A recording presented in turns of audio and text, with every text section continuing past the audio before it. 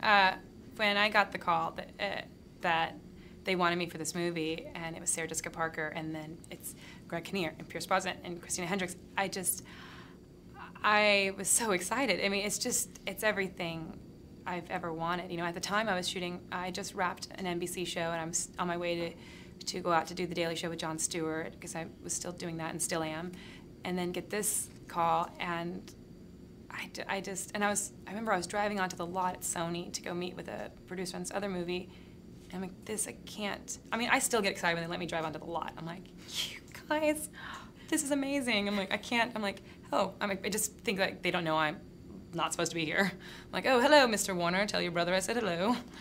Keep moving. Let's just go through life. They won't know. They won't kick me out. So when I got for this movie, I'm like, it's everything I've ever wanted, and things that I never thought I was allowed to dream. So it's very exciting.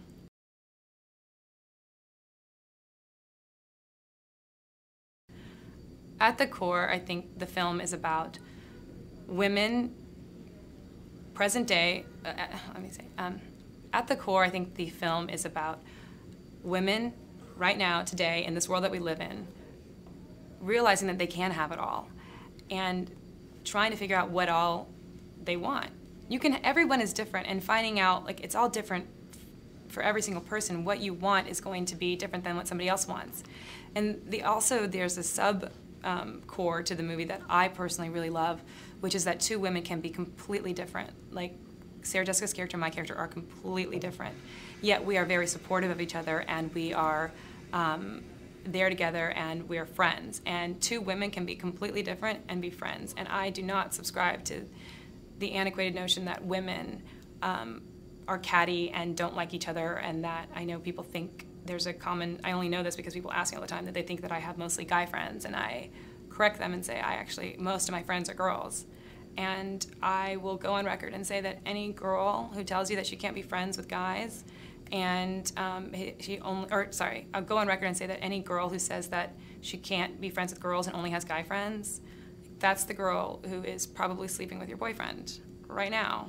Go check, go home right now. She's literally reverse cowgirl as we speak. I swear to God. Because you don't trust girls who don't have girlfriends, because there's a reason they don't have girlfriends. Because girls have that sixth sense.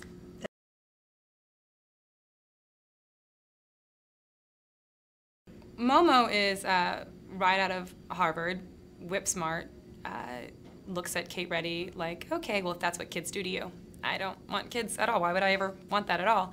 I think that she is the generation of women that looks at their mothers or aunts and sees that they never were able to go after their dreams or use their degrees, or they went to college and they never were able to use them, and they became housewives and mothers, which for some is really great. But for other women, and even my mother was like this, where she got a business degree and there wasn't a choice. It was go to school and then you get married and you have your children. You never use your degree or really expand yourself beyond being a mother and a wife. And I think Momo sees that and says, I don't want to do that. I'm going to go in my life, and I'm going to go after my dreams, and I'm not going to let other things stop me, and I'm not going to have to give up this for that. Because, well, if you look at, when she looks at Kate Reddy, like, okay, well, if this is my alternative, no thank you. But I actually am completely different than Momo. The only thing that Momo and I have in common is that we're both hardworking. Other than that, I relate to Sarah Jessica's character much more.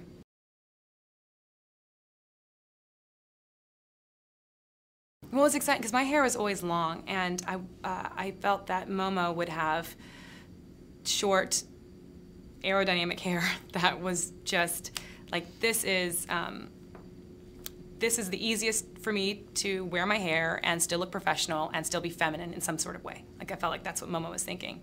And I wanted to cut it off. And I remember when I was sitting there and I was cutting it off, the producer, Donna Gigliotti, who's amazing, she was like, this is amazing that you're cutting your hair. I'm like, really? Why? And she's like, well, most actresses won't let you cut their hair. You have to do a wig, that whole thing. And thankfully I'm Asian, so my hair grows really fast. So I was like, oh, I'm like, I didn't even know that was, oh, you make me a wig? I'm like, oh, well, here we are now. And it felt like every day I could wake up and I'm not a method person. You know, I'm YouTube trained, not theater trained. It's a big difference.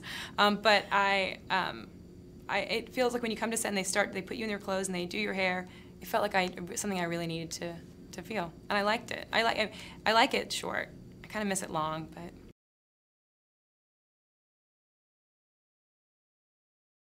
Because I want to have a family one day. I come from a big family. I want to get married. I want that, you know. And I think for me, the kind of woman I am, I embrace the feminine part of being a woman. I have the maternal instinct. I want to have a husband, and I want that whole thing.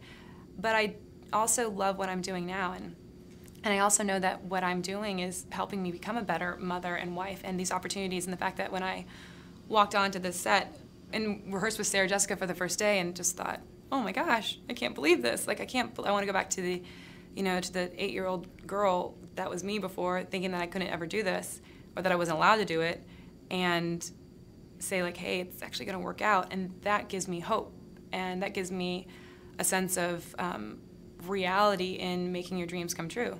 And that makes me a better person and a mother and a wife.